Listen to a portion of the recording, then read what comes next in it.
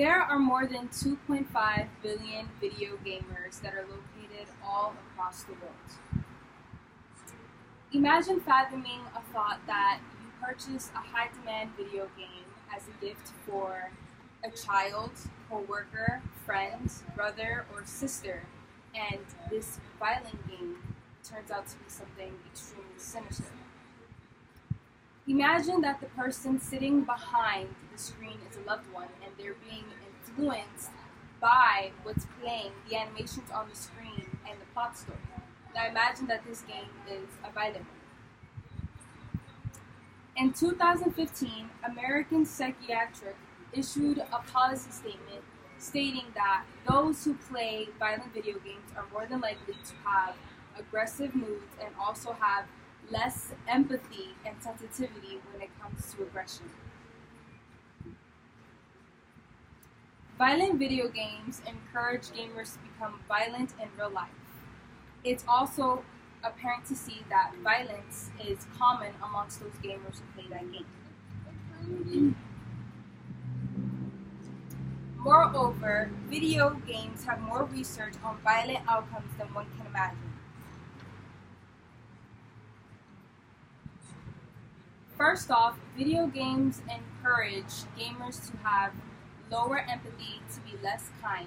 It also desensitizes a gamer when it comes to normal things, and also makes them very dangerous to themselves.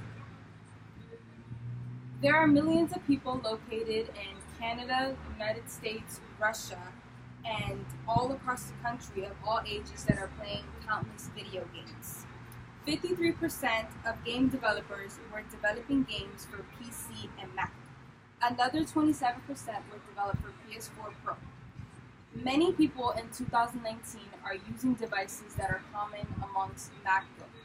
And in 2012, 73.6 million PlayStations were sold.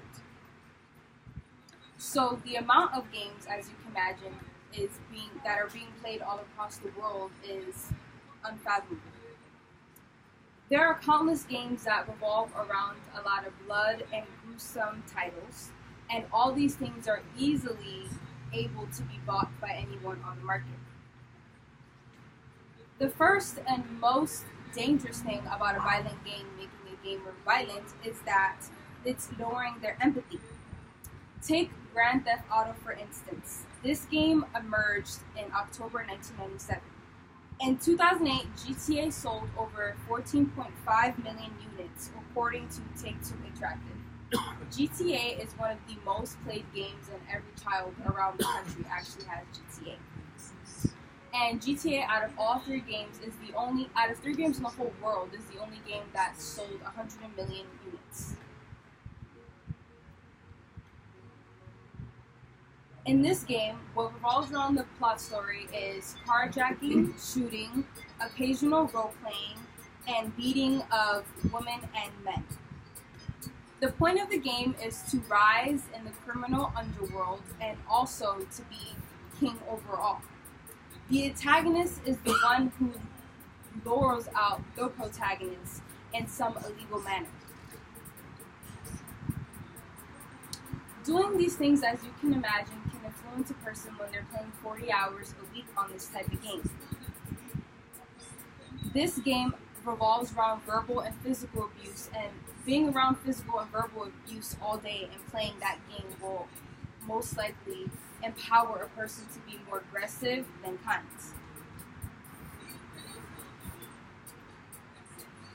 I say this because the type of criminal activity that revolves around this game is unimaginable. Second, playing a vicious video game makes a gamer insensitive to violence. Take the one horrific tragedy that happened in New Zealand Friday, March 15th at 2 Christchurch Mosque, where 49 were brutally killed. This whole fatal and heartbreaking incident took place in a day. This video consisted of gunmen raiding 2 churches and letting off rounds and shooting down dozens of people. According to the Washington Post, after seeing this brutal act on Facebook, there were claims that the way that the shooter had allegedly did all of these things, whereas as if he got influenced by a game the way he shot people. Finally, violent video games are dangerous. Video gamers can be glued to their screen all day and unwilling to socialize with other people.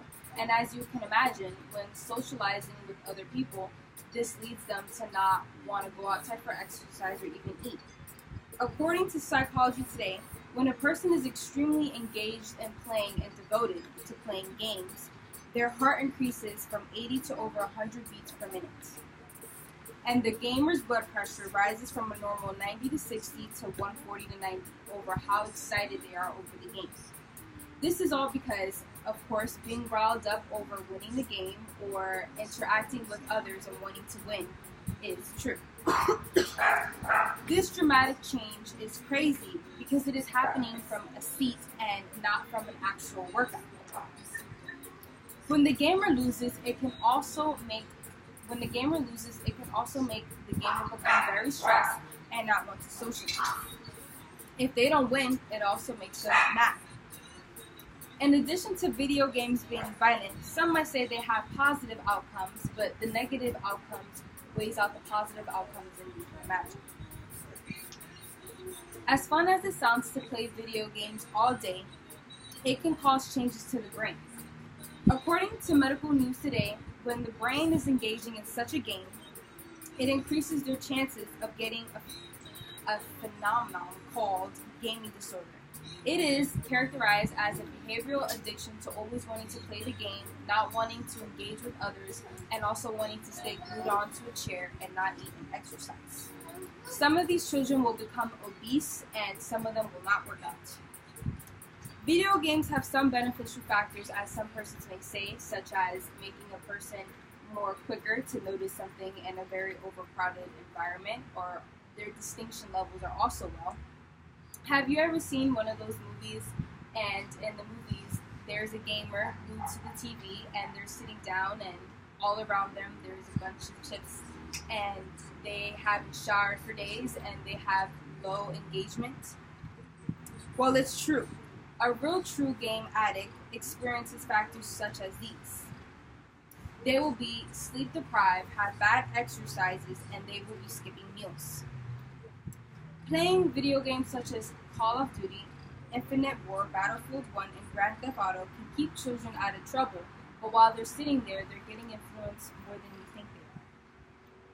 When a person finds a game that they love, we all feel engaged, and sometimes it can make us smarter or quicker. But playing these games all the time can make somebody antisocial, and it'll make them unable to want to communicate and avoid having any contact with the outside. That is why in 2019, when you go into a restaurant, it's rare that you see and that's why in 2019, when you go to a park, it's rare that you see parents playing with their children because their children are more than likely on their iPad or playing a game.